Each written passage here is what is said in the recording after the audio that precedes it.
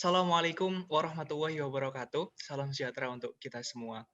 Baik, kami dari kelompok 2 akan mempresentasikan hasil penelitian kami terkait dengan perbandingan penanganan pandemi COVID-19 di Kota Surabaya dengan Kabupaten Banyuwangi. Adapun anggota kelompok kami adalah sebagai berikut. Yang pertama, ada saya sendiri, Muhammad Zulfikar Al-Ghafiqi. Kemudian, yang kedua, Regita Ardia Putri Cahya. Yang ketiga, Aisyah Nurfairus Rizkika Hijriyanti. Kemudian, yang keempat, Ichen Dwi Angelina. Dan yang kelima, ada Haida Rahmanisa Ilmianti. Selanjutnya, latar belakang pemilihan Kota Surabaya dan Kabupaten Banyuwangi sebagai studi kasus pada penelitian ini adalah bahwa Kota Surabaya memiliki jumlah kasus positif corona yang tinggi dibandingkan dengan Kabupaten Banyuwangi. Nah, narasumber yang kita pilih merupakan masyarakat terdampak dan lembaga swasta atau pemerintah yang terkait. Kebijakan Kabupaten Banyuwangi selama pandemi COVID-19.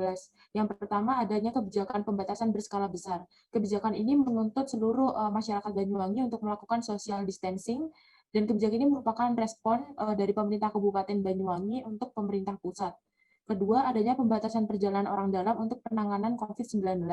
Pembatasan perjalanan ini dengan sistem di mana orang dari luar Banyuwangi tidak boleh masuk ke dalam wilayah Banyuwangi. Sedangkan untuk orang Banyuwangi sendiri tidak boleh untuk melakukan perjalanan ke luar Banyuwangi. Tetapi ini dikecualikan untuk orang-orang yang membutuhkan penanganan kesehatan. Ketiga, adanya kebijakan pedoman untuk restoran, kafe, rumah makan, atau tempat kuliner. Kebijakan ini dengan mengeluarkan kebijakan untuk tempat kuliner, menyediakan tempat cuci tangan, menyediakan hand sanitizer, dan melakukan take out atau delivery. Keempat, adanya kebijakan work from home. Kebijakan ini diterapkan untuk aparatur sipil negara, di mana aparatur sipil negara harus untuk bekerja di rumah, sedangkan untuk bupati dan wakil bupati tetap datang ke kantor. Kebijakan ini juga diterapkan kepada masyarakat Banyuwangi yang memerlukan pekerjaan di luar rumah dengan dituntut melakukan pekerjaan di dalam rumah. Kelima, ada kebijakan terkait pembatasan tarif tinggi dari pemeriksaan rapid test antibody. Kebijakan ini bertujuan agar masyarakat dapat menjangkau rapid test antibody yang sesuai dengan pemasukan mereka atau sesuai dengan UMR Banyuwangi.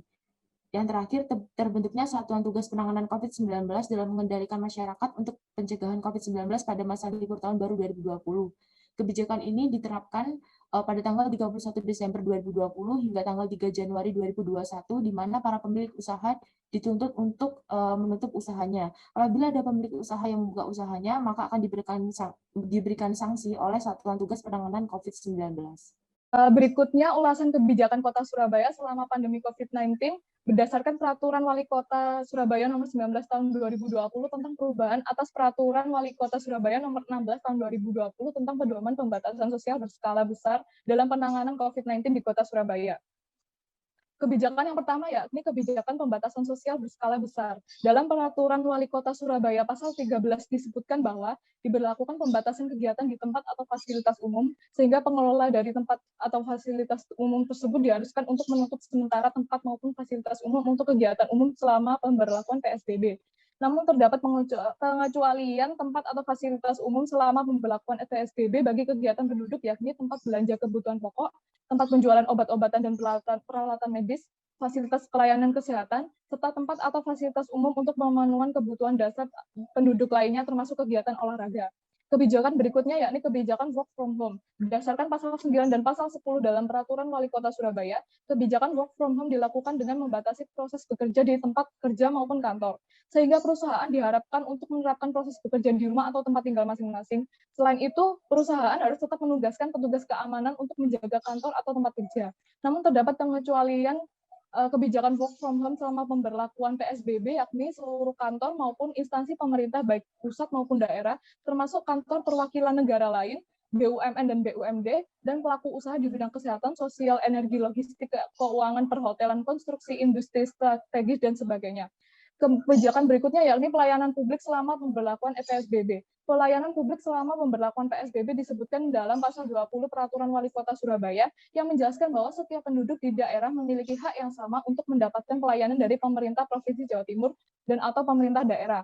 mendapatkan pelayanan kesehatan dasar sesuai kebutuhan medis, memperoleh data dan informasi mengenai COVID-19, kemudian akses di dalam melakukan pengaduan yang berkaitan dengan COVID-19, serta pelayanan pemulasaraan, ambulans, dan pemakaman jenazah COVID-19 dan atau terduga COVID-19. Kebijakan berikutnya yakni penerapan protokol kesehatan. Penerapan protokol kesehatan dijelaskan dalam Peraturan Wali Kota Surabaya Pasal 14, yaitu mewajibkan masyarakat menggunakan masker, menerapkan pembatasan jarak atau physical distancing, serta melaksanakan anjuran cuci tangan dengan menggunakan sabun dan air yang mengalir dan atau pembersih tangan atau hand sanitizer. Selanjutnya yaitu hasil perbandingan penanganan pandemi Kota Surabaya dengan Kabupaten Banyuwangi. Pada bidang ekonomi sendiri, keduanya tidak jauh berbeda. Langkah salah satunya yaitu adalah bantuan langsung tunai atau BLT maupun bantuan sosial lainnya. Sedangkan upaya berbeda dilakukan oleh Kabupaten Banyuwangi, yang mana Banyuwangi sendiri memberdayakan UMKM melalui program Desa Berdaya. Selanjutnya untuk subpendidikan, perbedaan upaya penanganan pandemi di Kota Surabaya dan Banyuwangi sedikit memiliki perbedaan, di mana di Kota Surabaya dilakukan pemberlakuan kebijakan hybrid sebenarnya, namun seiring pemerataan kasus yang semakin meningkat di Kota Surabaya diadakan tetap daring. Berbeda dengan Kabupaten Banyuwangi, kebijakan di bidang pendidikan dilaksanakan melalui hybrid sesuai dengan indikator warna wilayah. Apabila warna hijau tetap muka terbatas hanya 50% dan orange 25% dari total siswa. Dikarenakan pembelajaran ini dilakukan secara hybrid, proses pembelajaran luring dipantau oleh Satgas COVID sekolah setempat untuk memastikan dijalankannya prokes secara taat. Ketaatan penerapan prokes dalam sekolah ini akan berdampak pada tetap diizinkannya pembelajaran secara luring. Kemudian di bidang kesehatan, pada bidang kesehatan fokus kebijakan Kabupaten Banyuwangi dan Kota Surabaya sedikit memiliki perbedaan, di mana Kota Surabaya lebih pada menekankan pada kontrol lingkungan seperti pengecekan prokes oleh Satpol PP di pusat-pusat keramaian seperti kafe, namun kebijakan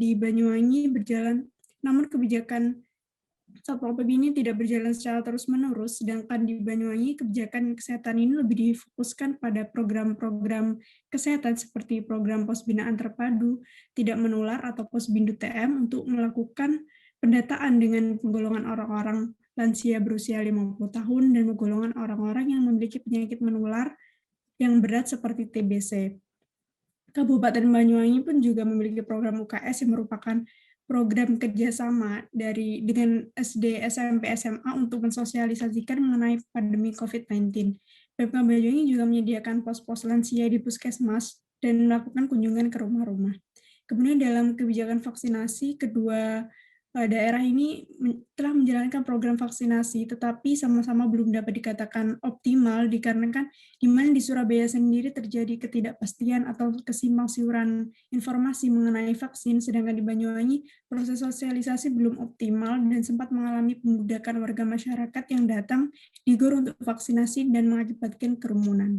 Dari penelitian dan juga wawancara yang telah kami lakukan, kami dapat mengambil kesimpulan bahwa kebijakan pemerintah Kota Surabaya, baik dalam bidang ekonomi, pendidikan, dan kesehatan, tentu sudah berjalan baik, namun perlu untuk ditingkatkan lagi. Apa saja itu, khususnya dalam bidang optimalisasi bantuan langsung tunai, kemudian pembelajaran daring, dan juga program vaksinasi. Sementara itu, untuk pemerintah Kabupaten Banyuwangi, optimalisasi masih perlu dilakukan dalam hal program Desa Berdaya, kemudian pengawasan PSBB, dan juga program vaksinasi. Saran yang dapat kami berikan terkait dengan berbagai kebijakan dan juga berbagai keputusan yang telah diterapkan oleh pemerintah Kabupaten Banyuwangi di bidang pendidikan, kami dapat memberikan saran bahwasanya pembelajaran yang dilakukan secara luring harus menggunakan protokol kesehatan yang ketat. Kemudian di bidang kesehatan, pemerintah Banyuwangi harus melakukan program vaksinasi yang semakin masif dan semakin diratakan, serta sosialisasi juga harus semakin digencarkan agar masyarakat Banyuwangi mampu mengakses vaksinasi dengan baik. Dan yang terakhir di bidang ekonomi, kami memberikan saran agar penyaluran bantuan langsung tunai dikawal dan juga dalam prosesnya diberikan harus tepat sasaran kepada warga yang terdampak dan yang membutuhkan. Sekian presentasi dari kami, kelompok 2. Apabila ada kurang lebihnya mohon maaf. Terima kasih. Semoga bermanfaat dan wassalamualaikum warahmatullahi wabarakatuh.